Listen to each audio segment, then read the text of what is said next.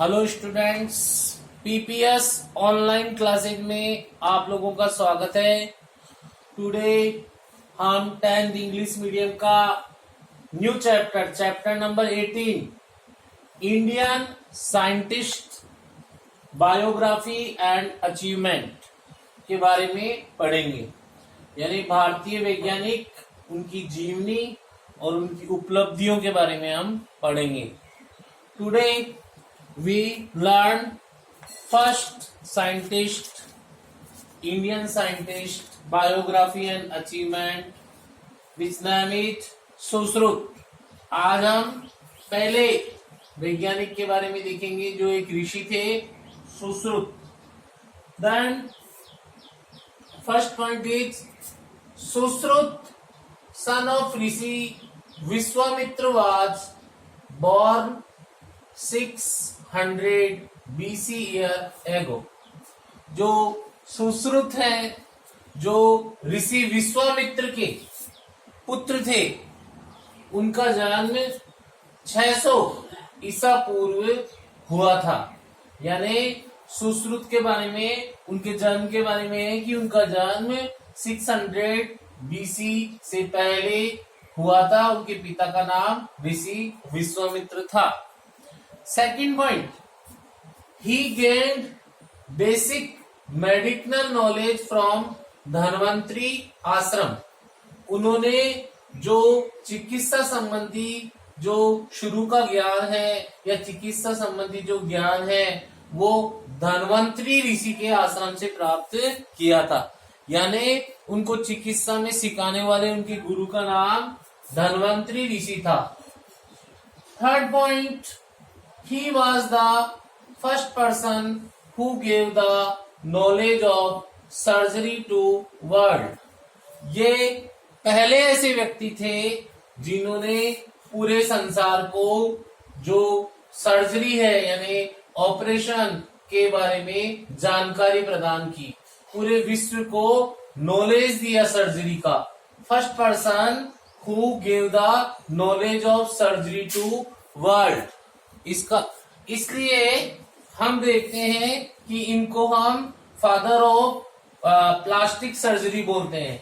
Fourth point, Sushruta Samhita written by Sushruta describing about all the surgical procedures. जो इन्होंने एक book written की थी जिसका नाम था सुश्रुत संहिता। इस किताब में इन्होंने पूरे ऑपरेशन से संबंधी पूरा प्रोसेस, पूरे तरीके के बारे में वर्णन किया है। Sushruta Samhita written by Sushruta describing about all the surgical procedures. यानी सुश्रुत संहिता जो इनके द्वारा लिखी गई किताब थी, उन्होंने उसमें पूरे सर्जिकल प्रोसीड्यूर्स के बारे में पूरा डिस्क्राइब किया है, वर्णन किया है। Fifth point, he prescribed that before the surgery, the instrument should be sterilized so that bacteria are destroyed and no fear of septic infection। उन्होंने ये कहा कि सर्जरी से पहले सर्जरी के जो इंस्ट्रूमेंट है यानी उपकरण है उनको जीवाणु रहित कर देना चाहिए। स्टेरिलाइज मीन्स जीवाणु रहित, बैक्टीरिया फ्री कर देना चाहिए ताकि बैक्टीरिया पूरी तरह से डिस्ट्रॉय हो जाए, नष्ट हो जाए, और no fear of septic infection, और किसी भी प्रकार के संक्रमण का जो खतरा है वो नहीं रहे। इस कारण उन्होंने प्रेस्क्रिप्ट किया था कि सर्जरी से before the surgery the instrument should be sterilised. यानी सर्जरी से पहले जो सर्जरी में काम आने वाले जो उपकरण हैं, यंत्र हैं, उनको जीवाणु रहित कर देना चाहिए। स्टेरिलाइज्ड मीन्स जीवाणु रहित, बैक्टीरिया फ्री, बैक्टीरिया को नष्ट कर देना। सो दैट, ताकि बैक्टीरिया आर डिस्ट्रॉयड, जीवाणु नष्ट हो जाए, और no fear of septic infection, और कोई भी संक्रमण का खतरा नहीं रहे। 6 point, he is known as father of plastic surgery. इनको प्लास्टिक सर्जरी का पिता यानी फादर ऑफ प्लास्टिक सर्जरी कहा जाता है। एग्जाम में पूछा जाता है who is known as father of plastic surgery, plastic surgery का पिता किसे कहा जाता है? तो आंसर होगा सुश्रुत। क्यों कहा जाता है? Because he did plastic surgery of nose, year and lips. क्योंकि इन्होंने सबसे पहले फर्स्ट टाइम में इन्होंने प्लास्टिक सर्जरी की थी, ऑपरेशन किया था नाक का, कान का और होठों का। ये सबसे पहले सर्जरी करने वाले साइंटिस्ट थे, इस कारण he is known as father of plastic surgery. Then 7 point, he also gave knowledge about 101 instrument used in surgery। इन्होंने लगभग सर्जरी में काम आने वाले 101 उपकरणों के बारे में जानकारी प्रदान की। उन्होंने ये बताया कि अपनी बुक सुश्रुत संहिता में उन्होंने 101 instrument which used in surgery के बारे में डिस्क्राइब किया, उसके बारे में इन्होंने वर्णन किया। 8 point, he gave instruction regarding the cleanness of hospital and clinics. उन्होंने उस समय जो इंस्ट्रक्शन दिए, निर्देश दिए कि हॉस्पिटल और जो क्लिनिक है, अस्पताल और जो चिकित्सालय है वहां पर सफाई रखनी चाहिए। क्लीननेस यानी सफाई रखने के लिए, बहुत साफ सफाई के लिए निर्देश दिए ताकि सेप्टिक इन्फेक्शन ना हो। तो ऐसे साइंटिस्ट थे जिन्होंने उस समय भी सफाई के बारे में काफी ध्यान दिया। Sushruta, as a result India was way ahead of rest of country in the field of medical science. Sushruta के कारण उस समय चिकित्सा विज्ञान के क्षेत्र में इंडिया सभी से आगे था। Sushruta text was translated in other language and was very famous.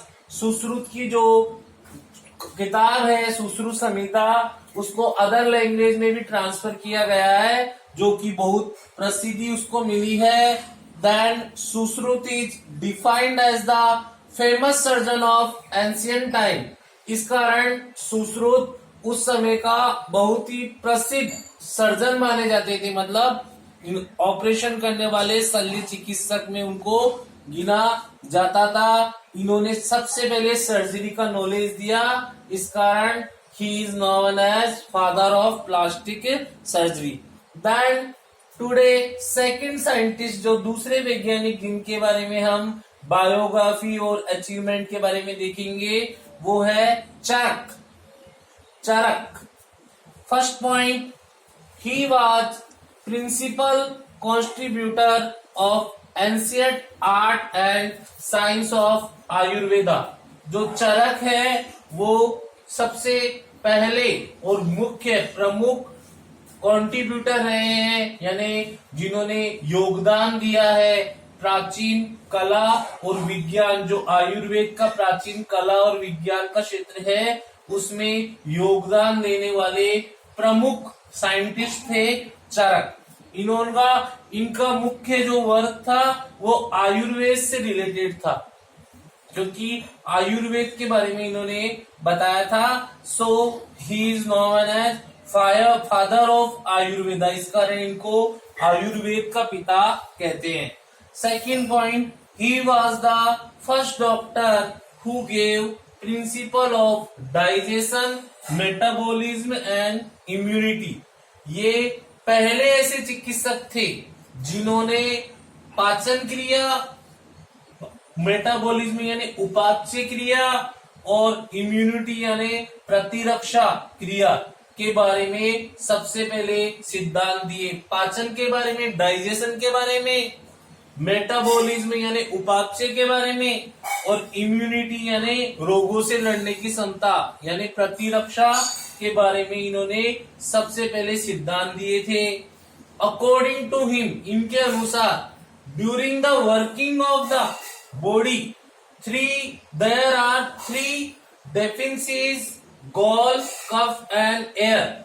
उन्होंने ये बताया कि इनके अनुसार कार्य करते समय हमारा जो शरीर है उसमें तीन मुख्य कारक होते हैं। पहला है गॉल, दूसरा है कफ और तीसरा है एयर यानी पित्त, वायु और गॉल। पित्त, कफ और वायु। तो ये गॉल यानी पित्त, कफ यानी कफ और एयर यानी वायु, ये तीन मुख्य कारक हैं वो शरीर में पाए जाते हैं। Due to disbalance of these three sickness is generated.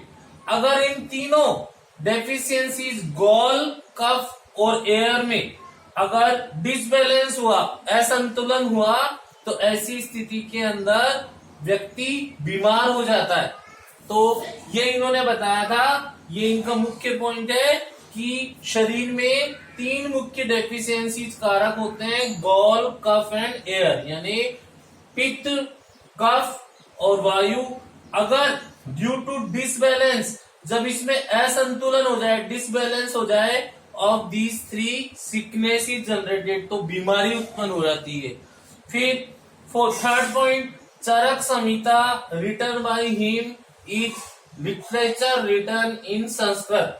चरक संहिता जो बुक इन्होंने लिखी थी वो संस्कृत भाषा में लिखी गई है। ऐसा ग्रंथ है जो संस्कृत में लिखा गया। इट इज वेरी इंपॉर्टेंट कि which book written by Charak and which language. तो हमें ध्यान रखना है कि Charak Samhita written by Charak and it written in Sanskrit language. Charak Samhita नाम की बुक है वो चरक के द्वारा लिखी गई है और इसको संस्कृत भाषा में लिखा गया है। Fourth point is according to Charak, doctor should not bear any enmity toward the patient. Charak के अनुसार जो चिकित्सक है वो किसी तरीके की जो शत्रुता होती है वो रोगी के प्रति नहीं दर्शाएंगे या नहीं करेंगे। यानी जो डॉक्टर है वो किसी भी तरीके की जो एनिमिटी है, शत्रुता है, वो रोगी को नहीं दर्शाएंगे। उसका बिहेवियर पेशेंट के प्रति फ्रेंडली होना चाहिए। फिर fifth point, he is known as father of Ayurveda. इसको आयुर्वेद का पिता कहा जाता है। यानी who is known as father of Ayurveda, then answer is Charak. Charak is known as father of Ayurveda. Ayurveda जो दवाइयां होती है, आयुर्वेद जो चिकित्सा है, उसके जनक जो फर्स्ट साइंटिस्ट जिन्होंने उसके बारे में बताया था वो चरक थे। इस कारण इनको फादर ऑफ आयुर्वेदा के नाम से जानते हैं। Then 6 point, Charak means to walk. Charak का अर्थ होता है लगातार चलने वाला। तो he used travel by foot to distant place for giving education and treatment. जो वो कई किलोमीटर पैदल चले जाते थे दूर दूर के स्थानों तक, वहां शिक्षा प्रदान करते थे और लोगों का उपचार करते थे।